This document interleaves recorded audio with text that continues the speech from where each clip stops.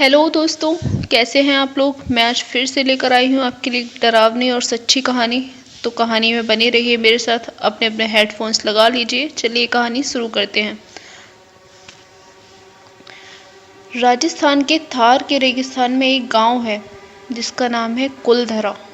देखने में यह जगह किसी और वीरान गांव जैसी लगती है, लेकिन इसके हर पत्थर, हर दीवार में एक ऐसी दास्तान छुपी है जिसे सुनकर आज भी लोगों की रूह कांप जाती है।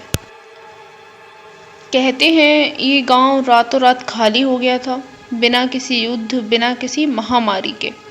और जाते जाते इस गांव के लोगों ने एक ऐसा श्राप दिया जिसने इसे हमेशा के लिए उजाड़ दिया। आज मैं आपको वही कहानी सुनाने जा रही हूँ, कुलधरा की कहानी। लगभग 200 साल पहले कुलधरा राजस्थान का एक समृद्ध गांव था। यहाँ पालीवाल ब्राह्मण निवास करते थे। वो लोग मेहनती और सम्मानित ब्राह्मण थे। उनके खेत लहलहाते थे, हवेलियाँ सुंदर थीं और जीवन में बहुत शांति थी। लेकिन इस शांति पर हमेशा एक डर का साया मंडराता था। जैसलमेर का सामंत सलीम सिंह, वह गांव वालों से जबरन टैक्स वसूलता था और उनकी बेटियों पर बुरी नज़र रखता था। और फिर उसकी एक दिन नज़र पड़ी मुखिया की बेटी लक्ष्मी पर। सलीम सिंह की लालसा बढ़ गई उसको देखकर। लक्ष्मी गांव की शान थी, मुखिया की बेटी थी भाई। सलीम सिंह ने मुखिया को धमकी दी, लक्ष्मी को मेरे हवाले कर दो, नहीं तो मैं तुम्हारे गांव को बर्बाद कर दूंगा। मुखिया भी अच्छी तरह से जानता था कि सलीम सिंह अपनी ताकत के बल पर कुछ भी कर सकता है। गांव वालों ने इकट्ठा होकर एक बड़ा फैसला लिया। तभी वे अपना सब कुछ छोड़ देंगे, लेकिन अपनी बेटियों की इज्जत पर आंच नहीं आने देंगे। और फिर वो रात आई जिसने सब बदल दिया। अमावस्या की रात थी। आसमान एकदम काला था, हवाएं बहुत तेज चल रही थी। कुलधरा के लोग अपने घरों का दरवाज़ा खुला छोड़कर ही चले गए। अपने खेत, खलिहान, मंदिर सब कुछ छोड़कर वो निकल गए गांव से। लेकिन जाते जाते उन्होंने उस जमीन को श्राप दिया, अब यहाँ कोई नहीं बस पाएगा। जो भी कोशिश करेगा उसका विनाश होगा। और उनका ये श्राप आज भी सच हो रहा है। जब वहाँ पे सुबह सलीम सिंह कुलधरा पहुँचा तो उसे वीरानी मिली। चारों तरफ टूटे हुए बर्तन, जले दिए और धूल से ढके आंगन, लेकिन इंसानों का नामो निशान तक नहीं था।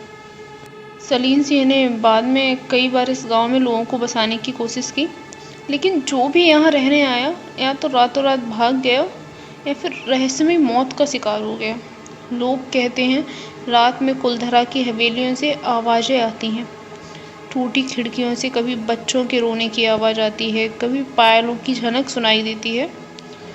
कई लोग तो ये भी दावा करते हैं कि उन्होंने यहाँ लक्ष्मी की आत्मा को देखा है, सफ़ेद लिबास में, लंबे खुले बालों के साथ अंधेरे में घूमते हुए। आज बस कुलधरा एक खंडहर है। सरकारी तौर पर ये हांटेड घोषित है।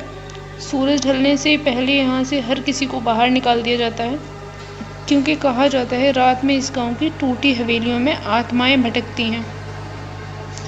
मंदिरों के बंद दरवाजे अपने आप खुलते बंद होते हैं और हवा में अजीब सी सरगोशियाँ गूंजती हैं। कहते हैं अगर कोई सूरज ढलने के बाद कुलधरा में रुक जाए तो वो कभी वापस नहीं आता। क्या तुमने कभी इस वीराने की रात की खामोशी सुनी है? अगर सुनोगे तो तुम्हारी रूह कांप जाएगी। कुलधरा की ये कहानी सिर्फ एक इतिहास नहीं है, एक चेतावनी है। कभी भी किसी की मजबूरी और इज्जत के साथ मत खेलो, क्योंकि टूटे हुए दिलों से निकला श्राप पीढ़ियों तक पीछा नहीं छोड़ता। और आज भी कुलधरा में वही श्राप लागू है। कुलधरा के लोगों का किसी को कोई भी पता नहीं लगा। आज तक लोगों को नहीं पता कि वो कहाँ गए, उनके साथ क्या हुआ। कुछ लोगों का मानना है कि वो सब के सभी गांव छोड़कर चले गए। कुछ लोगों का मानना है कि सबने एक साथ आत्महत्या कर ली। अगर आपको इस कहानी के बारे में कुछ जानकारी है तो मुझे कमेंट बॉक्स में बताएं। मुझे जो पता था मैंने आपको सारी जानकारी दी है। बाकी कहानी आपको पसंद आई हो तो वीडियो को लाइक कर लीजिएगा, चैनल को सब्सक्राइब कर दीजिए, प्लीज़ थोड़ा सपोर्ट कर दीजिए। बाकी फिर मिलते हैं अगली कहानी में।